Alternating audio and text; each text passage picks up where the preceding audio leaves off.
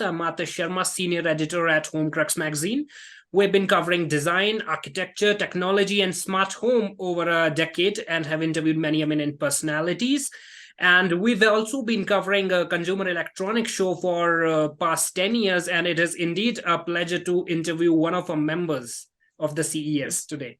So Great. first thing, when we talk about CES, we talk about CES 2024, we talk about your research experience. But first thing I'd like to know is what's a typical day in Steven Hummel's life when he's not at his office? Yeah, sure. With regard to work or play, I guess. No, When not I'm the not at. work, just general life.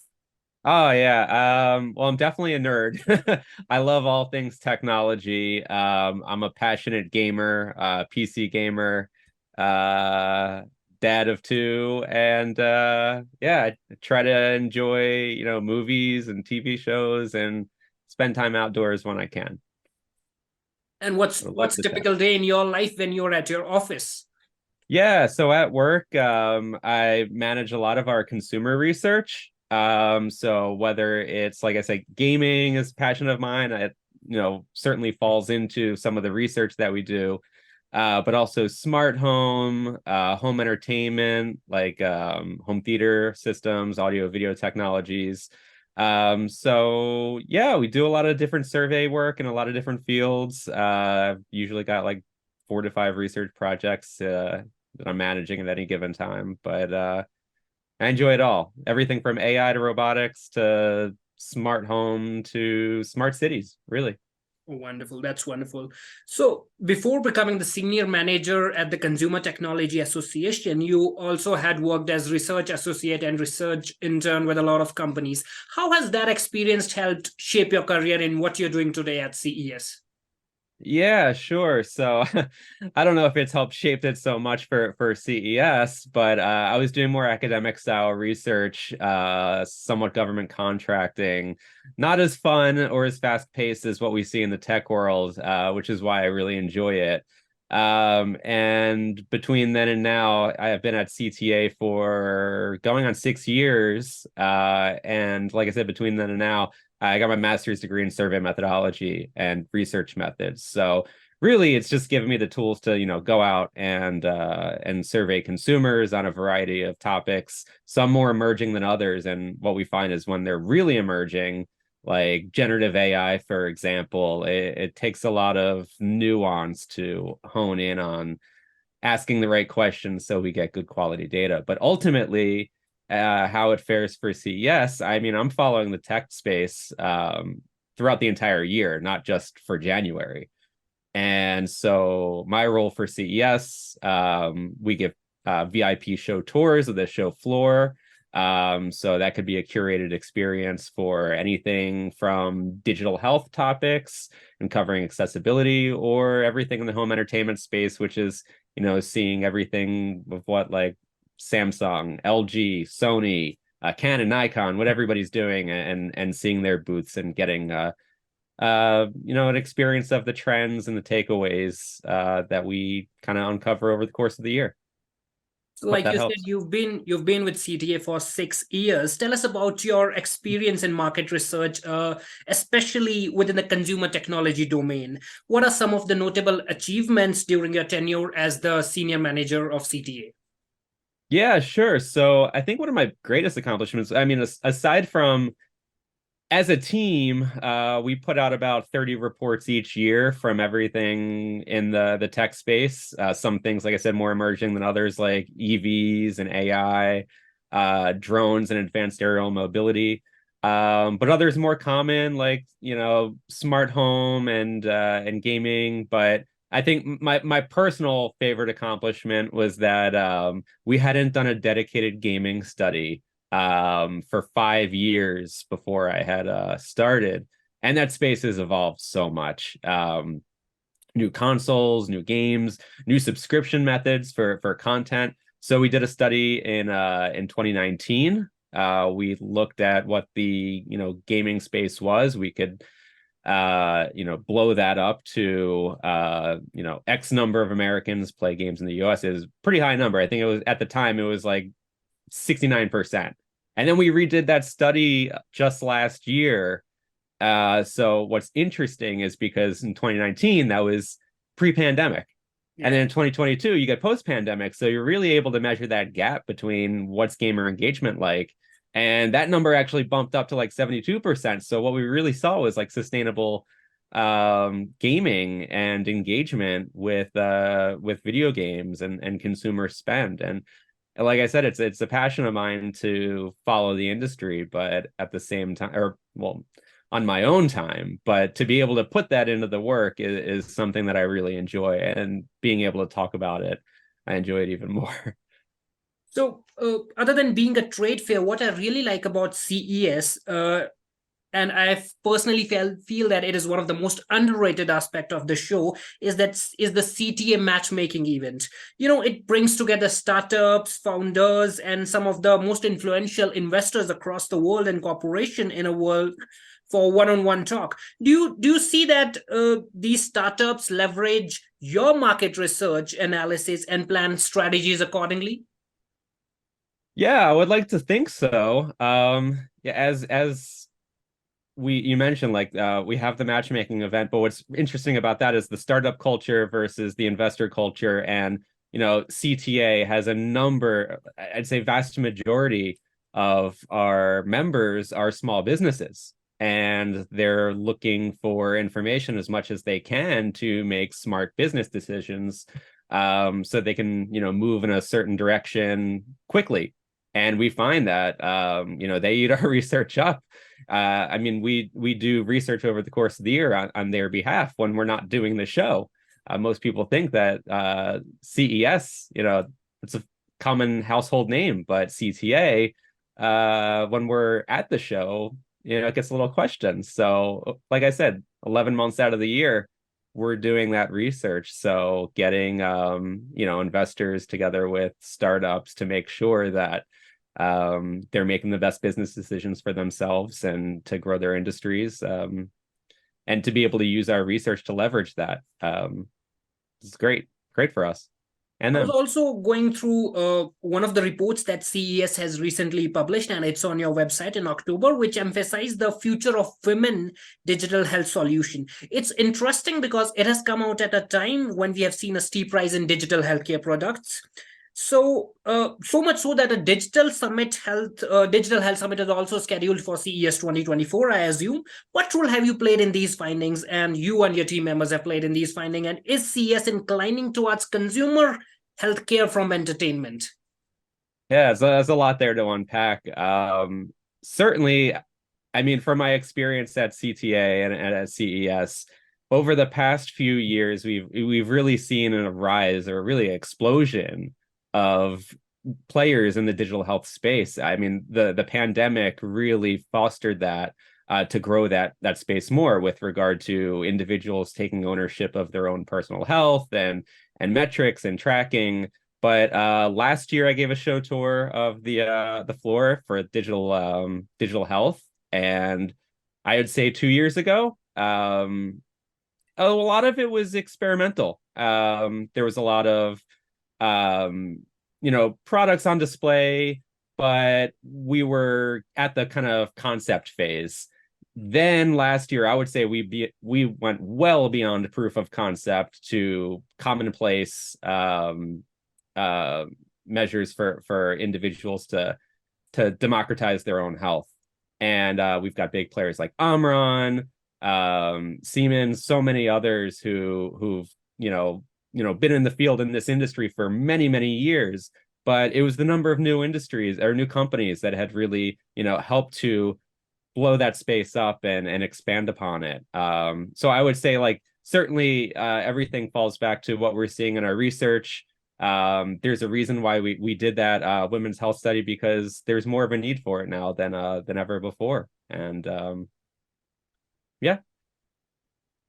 Steve, when we talk of numbers, statistics, and quantitative research impacting consumer decision, but a lot of studies have shown that and proven that it's emotion rather than logic that drive human decision making. What's your take on that? That's certainly true. I remind myself all the time that I have to take my own thoughts, as someone who I guess would consider them a conscious tech buyer, where I'm always looking for all the nuances and the details of a a product before I make a purchase.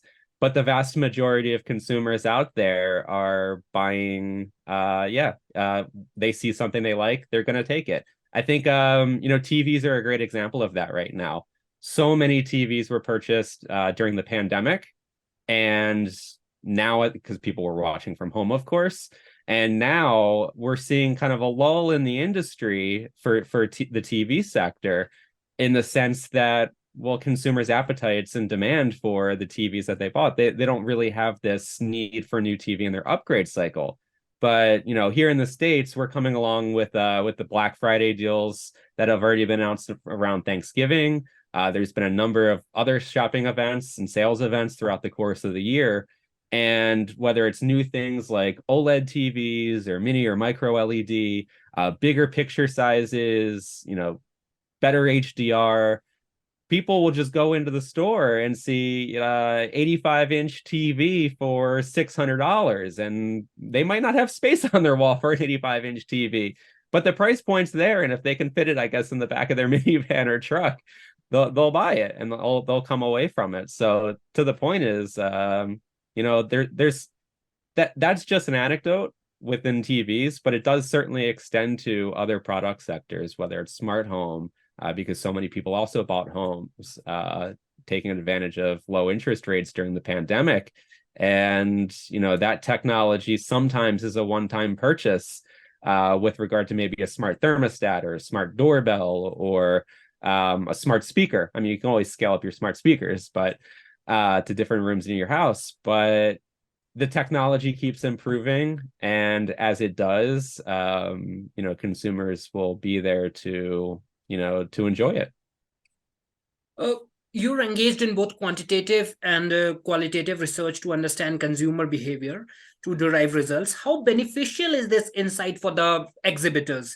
Have you noticed a trend or pattern over the years where the search results that CES has put up have impacted what companies plan to bring out next year or a year following that? Yeah, I definitely think so. To your point, what we see is that there's usually like one or two key theme buzzwords at CES every year. Last year, I'd say, was metaverse. And so the number of XR, extended reality headsets and VR headsets, augmented reality headsets, certainly number of SKUs and products that came out were high. And then, things changed and evolved. Now this year, I'd say the biggest, buzzword and trend and takeaway is AI, really generative AI. And so this year, we expect a massive footprint of exhibitors to focus their attentions and their showings on general artificial intelligence, to be a part of their product ecosystems, or whether it's part of their underpinnings. But something like that. And even going back a few years, it was like NFTs and blockchain. And we saw exhibitors in the space showcasing, I would say, novelty products with regard to NFTs, because there was so much attention around it. And to stay current and relevant, I think every exhibitor is trying to do that. So always going with the wind at its sails. You spoke of AI. I'd like to ask you this thing. Other than AI or AI itself, or if you could just tell me in more detail, what is the biggest technology trend that is predicted for 2024? Yeah, it's definitely AI, in terms of a product trend, but it's one of those key ingredient technologies. Like, you could sprinkle it down to every single sector. So with digital health, it's being used for a more predictive nature of things. For smart home, it could be better efficiencies and diagnostics of a product when it, like a hot water heater, for example. When those fail, that could be pretty drastic impact on your house, in terms of damages. And so the ability to use AI to self-diagnose maybe when something's not right, or your heat pump and your HVAC system aren't working properly, using AI could certainly better help with that. Other industries, I would say in EV and battery tech, certainly more extracting more efficiency out of every single charge, making sure that degradation isn't really an issue.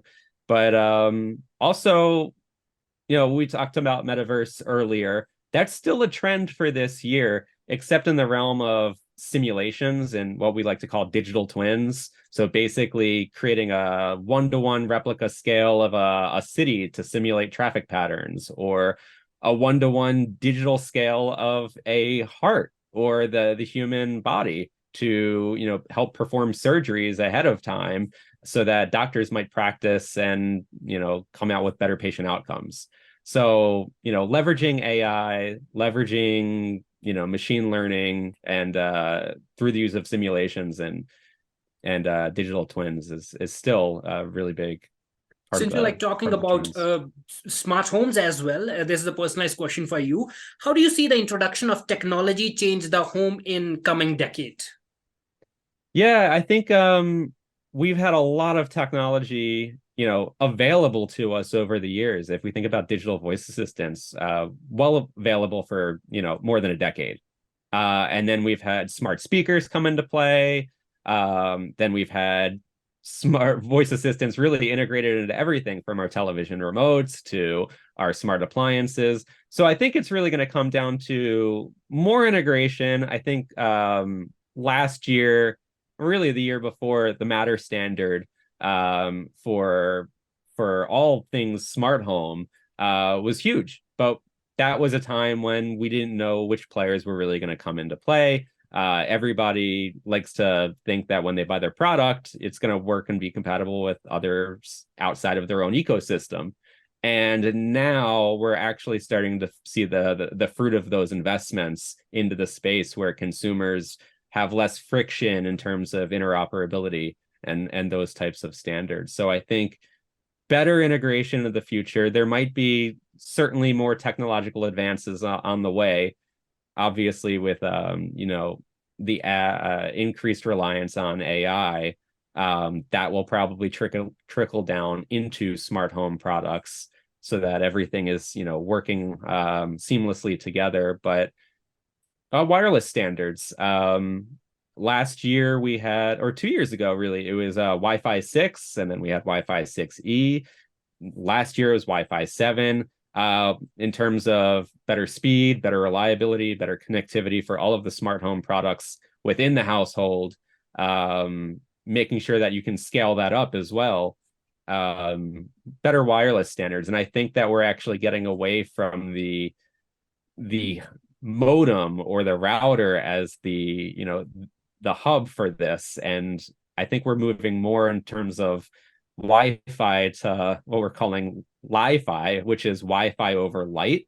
So being able to retrofit a light fixture with a wireless transmitter to essentially power, well, not power, but provide signal to devices in a certain room, and making sure those transitions and handshakes are seamless from your router to your modem to your device. And so end users, I think, are going to be very appreciative of this in the future. Since CES is like 2 months from now, when you get a vague idea about what the company or what the big players are about to exhibit?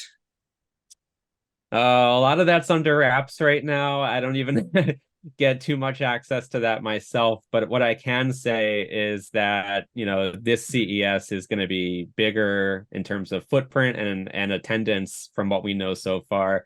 We've already got 3,500 exhibitors confirmed from every industry, from mobility and healthcare and the automotive space, and entertainment and beyond. I think CES now is becoming automotive show, like one of the biggest car shows that we really have, with the opening of CES's West Hall in the Las Vegas Convention Center. That space has really expanded with a number of car manufacturers and those in the automotive space. And as we see a lot of EVs, we also see a lot of charging tech and battery tech as well. So I'm excited to see what's in store for this year. And anything in the specifically. smart home domain that you are predicting that any big player like LG, Samsung could bring into the show? Yeah, last year they had a lot of lifestyle products, really just colorways and ways to, customize your appliances to match your flavor or brand. I think they're certainly going to expand about to that this time, but I think a big play is on battery technologies. We've got the lithium ions, but I think graphene technology in batteries is going to be really important to just minimize the footprint in terms of weight and size of these batteries.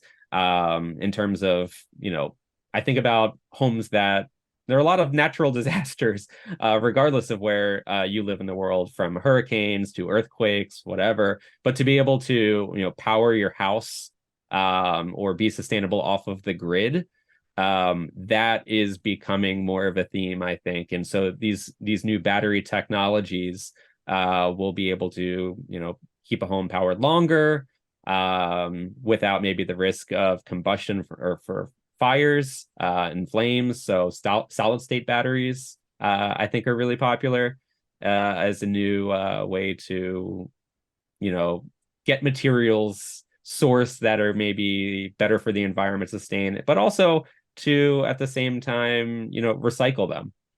So use and longevity of batteries is really important. So it's kind of a side theme, I think, that not only is just for smart homes, but could scale up to smart cities when we think about EVs and infrastructure and charging infrastructure. So yeah, a lot there.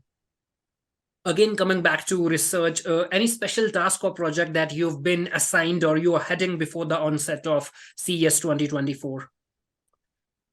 Yeah, I'm actually working on a smart home research study right now. We're going out and surveying about 300 home builders on the types of technologies that they're putting into new homes. Like I said, everything from EV charging stations and battery backups and solar. It's all there, and we haven't done a study like this for quite a few years. So it's great to see us get another data point on that to see what the hottest products are in terms of new home builds, but also, what builders and remodelers all say is, going to be future and standard in terms of new builds. You, Stephen, you're also a role model for budding researchers. From a career standpoint, what suggestions do you have for people who are budding researchers at the moment? What tools or software suggestions would you have for them? Yeah, sure. So I'd say the first thing isn't necessarily a tool or a software, but it's just always be curious. Keep your eyes open, keep your ears listening. Try to look at everything from a bigger picture perspective, and just always be curious, because what an exciting time to be a researcher, where we've got more tools in AI. And in terms of tools, we're using a new tool basically to code and look at qualitative data, large data sets of qualitative data in terms of what people say about an XYZ topic, and try to extract themes there. So we're always trying to be on the cutting edge of what's hot, not just in the general industry, but we try to apply it into the tools that we have to do research.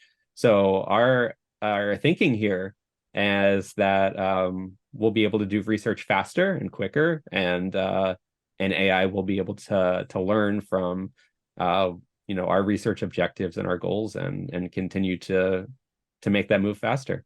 Well, I hope And so. more And I efficient. pray you. Yeah, continue. I was just going to say, and more efficient. That's the big thing. It's really doing more with less now. And if things are more efficient using these tools, we have more time on our hands to be more creative about the research ideas that we want to take in, and the new objectives, and ways that we can be strategic. All right, thanks, Stephen. It was really Yes. nice to have you with Homecrux today. And Thank you I hope again. I hope if I come to US next year at CES, I hope to meet you in person. Yeah, definitely. And if you have any other media inquiry requests on the research we do and want to do a follow-up on that smart home research, we expect to publish that in December. I probably won't be speaking about it until after CES, just when the dust settles a little bit. I But understand that. like I said, we have tons of research going on each year, and if there's a topic that's hot and you want to explore with us, yeah, please do. Happy to share.